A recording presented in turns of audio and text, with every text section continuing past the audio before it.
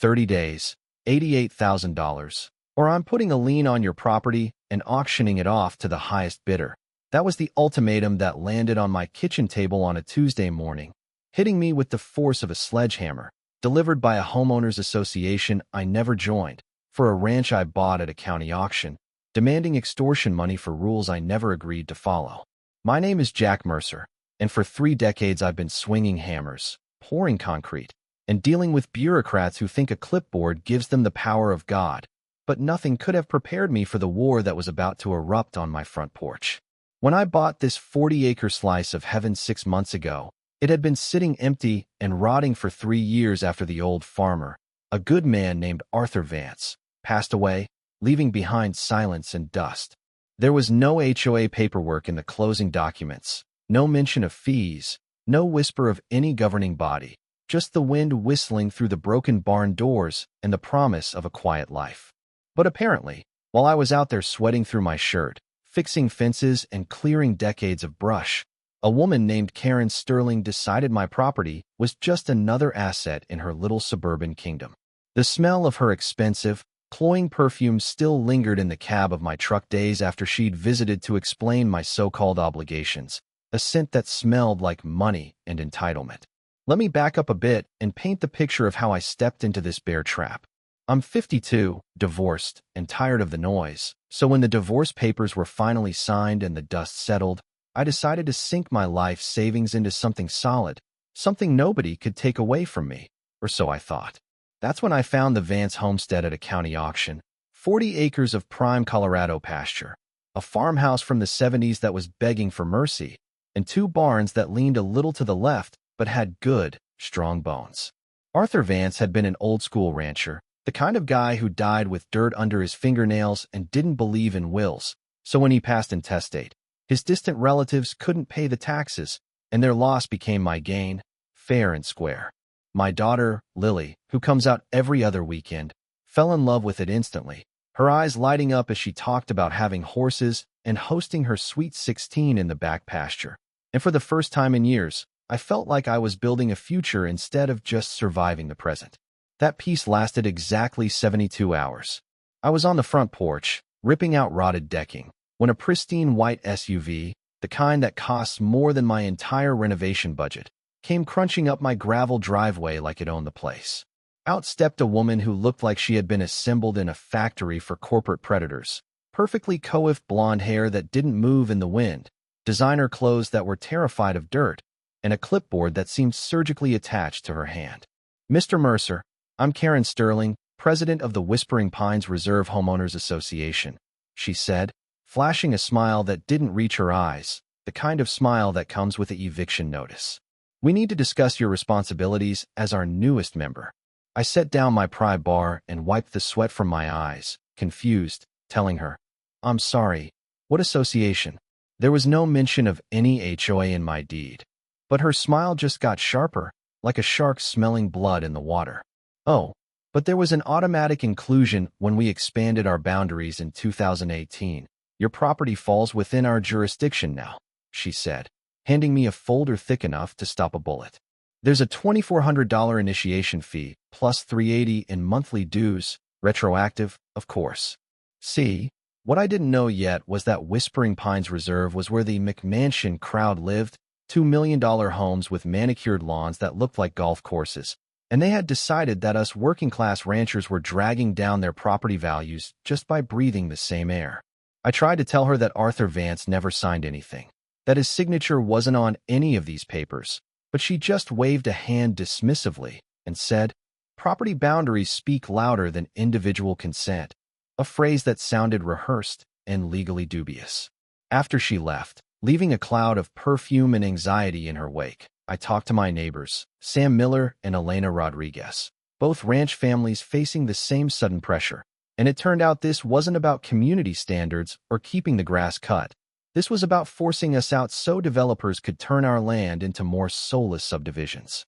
She had picked the wrong guy, but 2 weeks later, I got my first taste of what Karen considered clarification.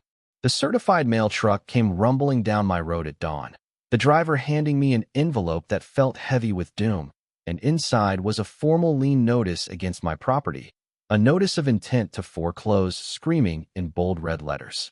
Karen was using a state property code section known as HOA Super Lien Authority to claim my ranch as collateral for her made-up debt, giving me 30 days to pay the full $88,000 or she'd start taking my home.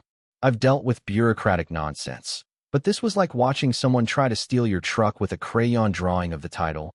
Yet the audacity was terrifying because they had the stamps and the letterhead to make it look real.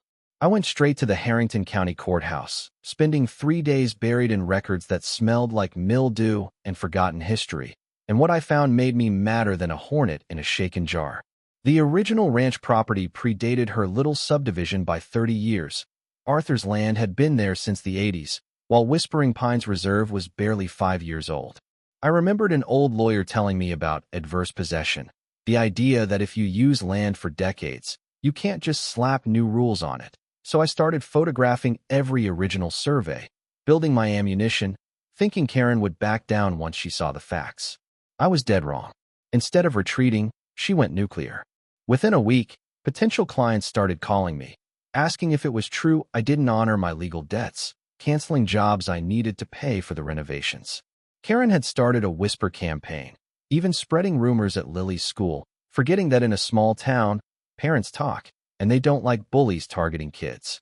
I called a property attorney named Rebecca Cole, $300 an hour that hurt my wallet but saved my sanity. And after reviewing my documents, she leaned back in her leather chair and said, "Jack, you're sitting on a gold mine. This HOA has overstepped so badly they might as well have robbed a bank on camera." But the real bombshell came when Sam Miller showed me the meeting minutes he'd pulled from public records. The HOA was broke. Their grandiose plans for a luxury community center had exceeded the budget by 40%, and they were facing a special assessment that would cost every member 10 grand unless they could miraculously find a dozen ranch properties to squeeze for back dues. The math was beautiful in its corruption. 12 ranches times 80,000 equals nearly $1 million, just enough to save their clubhouse and Karen's reputation. And here's the kicker. Karen's husband sat on the county planning commission that had approved the boundary expansion. I smiled for the first time in weeks because I had just figured out how to turn her greed into her downfall. She thought she was playing chess, but I was about to flip the board and set the pieces on fire. Karen's next move proved she was either desperate or stupid, probably a dangerous cocktail of both. 3 days after my meeting with Rebecca, I got a call from Apex Collections, one of those bottom-feeder agencies that make their money terrorizing people who can't fight back, threatening to garnish my wages and seize my assets if I didn't pay within 72 hours.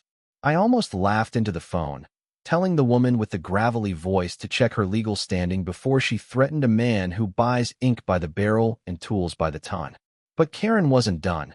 She decided to take her campaign public at the monthly HOA meeting held in their fancy, over-budget community center. According to Elena Rodriguez, who snuck in, Karen had a PowerPoint presentation featuring photos of my ranch, claiming I was running an illegal business and destroying property values, posting it all on the neighborhood app, Nextdoor, with captions about deadbeat neighbors. I didn't get mad, I got methodical. I remembered that HOAs operate like mini-governments, which means they have to follow transparency rules, so I filed a formal public records request demanding 3 years of financial documents. The smell of fresh toner filled my kitchen as I spread the boxes of files across my table, and what I found was better than Christmas morning for someone who loves catching thieves. $40,000 in consulting fees to Sterling Properties, Karen's own company, another $30,000 to Summit PR, which turned out to be owned by her college roommate, and the community center costs had ballooned with zero competitive bidding. While I was building my financial case, Karen was busy making hers worse, photographing violations on my property. A mailbox supposedly the wrong shade of beige, grass 3/4 of an inch too tall, while her own house had a hot tub violating setback requirements. I started my own documentation project, realizing that two could play the game of rules and regulations. Then, things got dark. I woke up one Wednesday morning to find fresh boot prints in the frost circling my barn, leading right up to the windows where someone had been peering inside, leaving cigarette butts that definitely weren't mine. I grabbed my camera, documenting everything, realizing that with Karen, today's trespassing was tomorrow's evidence. 2 days later, The electric company called claiming I was running an unauthorized commercial operation, a tip that came from an anonymous source. But when the inspector saw my 50-year-old tractor, he laughed and said I had the most residential setup he'd ever seen. But the inspector dropped a nugget of gold on his way out. Just so you know, whoever filed this complaint also reported that the Whispering Pines Community Center is hosting weddings without a permit, so I'll be checking that out next. The irony was delicious. While trying to drown me, Karen had accidentally poked a hole in her own boat. My real breakthrough, however, came from the depths of the county archives, buried in a misfiled folder from 1987. It was the original restrictive covenant between the developer and the existing ranch owners, stating in black and white that existing agricultural properties maintain perpetual exemption from homeowners association governance. I read it 3 times, the musty paper smelling sweeter than victory, realizing that the Vance homestead was legally bulletproof. I took it to Rebecca, whose eyes went wide as she realized this wasn't just a defense, it was a weapon of mass destruction.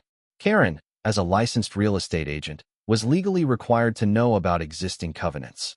By filing a lien against an exempt property, she wasn't just being annoying, she was risking her license and committing fraud. We could have ended it right there, but Karen kept digging. She escalated to sabotage, putting sugar in my tractor's fuel tank, a petty, amateur move that cost me thousands in repairs and confirmed she was losing her mind.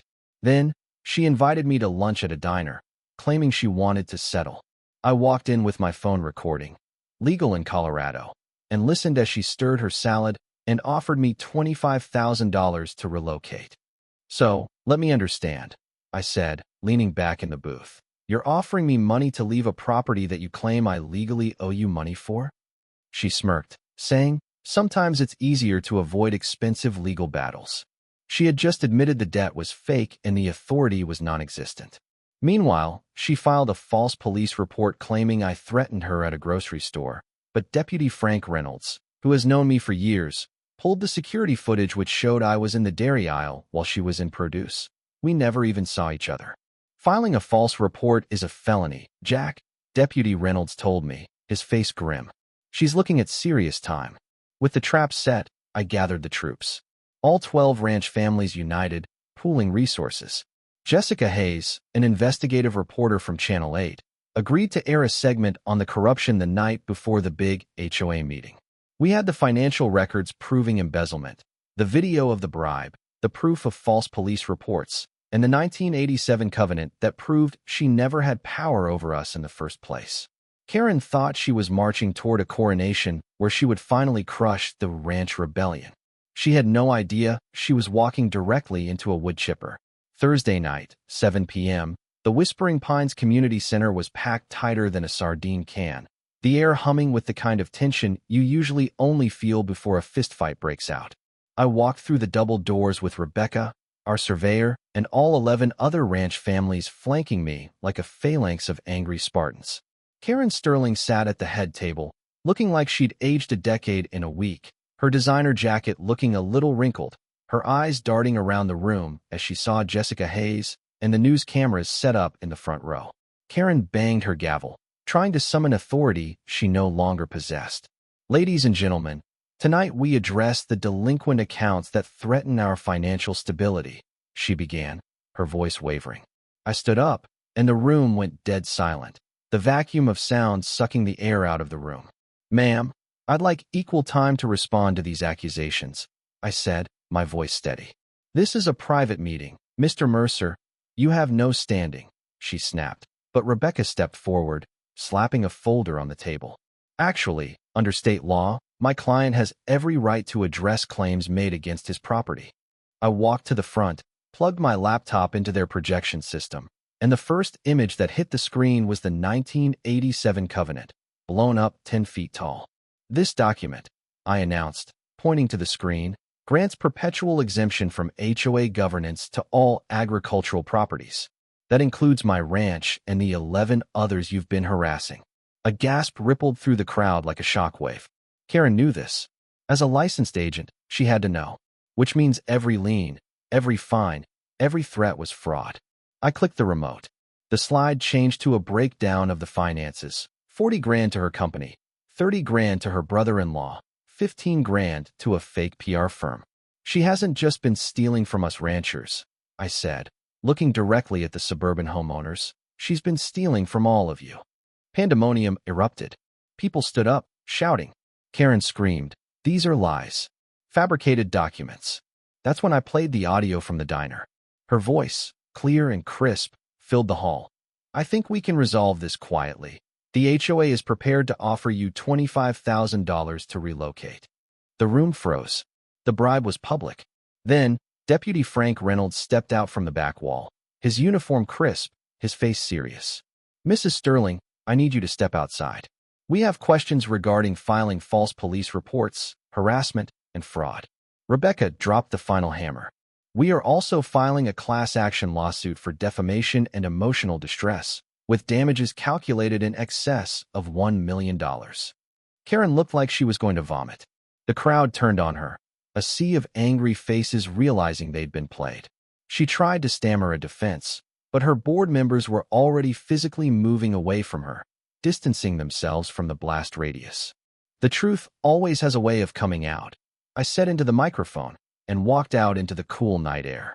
Her resignation letter arrived by email before midnight. The settlement came 48 hours later, $180,000 split between the ranch families, plus full restitution of all fees. Karen's real estate license was suspended, and the DA filed felony charges that would keep her tied up in court for years. But the real victory wasn't the money. The new HOA board, led by Elena Rodriguez, voted to turn the undeveloped land meant for the luxury expansion into the Arthur Vance Community Garden, a nature preserve open to everyone.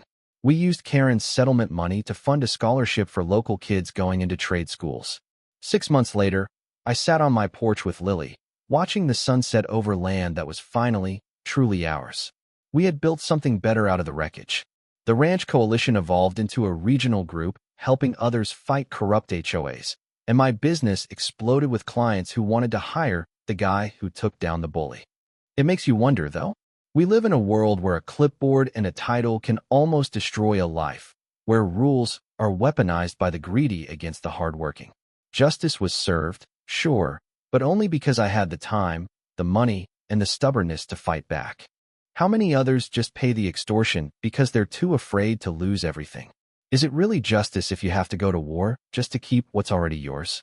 Karen learned the hard way that you don't poke a sleeping bear, but until we fix the system that gave her the power in the first place, there will always be another Karen waiting in the wings with a fresh clipboard and a smile. If you've got a horror story like this, share it, because silence is the only thing that lets them win.